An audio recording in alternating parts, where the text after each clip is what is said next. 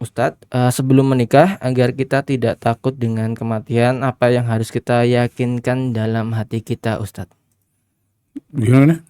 Sebelum menikah agar kita tidak takut dengan kematian, apa yang harus kita yakinkan dalam hati, Ustadz?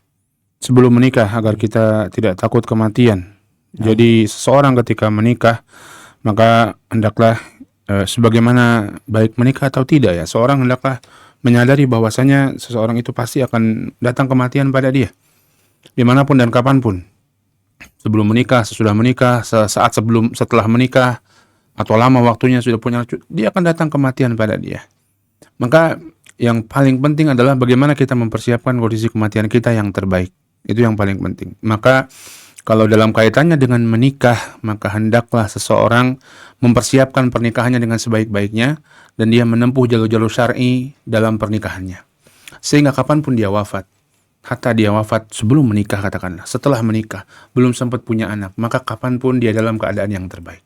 Dan itu yang diinginkan, dan yakinlah, ya kehidupan kita, ya kehidupan kita itu pasti akan ada akhirnya, pasti itu.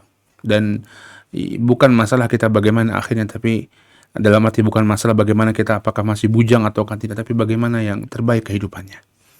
Ya, maka itu seorang ketika menikah hendaklah dia berusaha untuk meniti jalan-jalan yang diridhoi oleh Allah, yang diridhoi oleh syariat dalam proses pernikahannya. Dia ihtisab dengan semuanya, mungkin dari mulai ta'arufnya, dari mulai nazar kepada akhwatnya, dari mulai melamarnya, sehingga kapanpun dia persiapkan harta pernikahannya dari harta yang halal.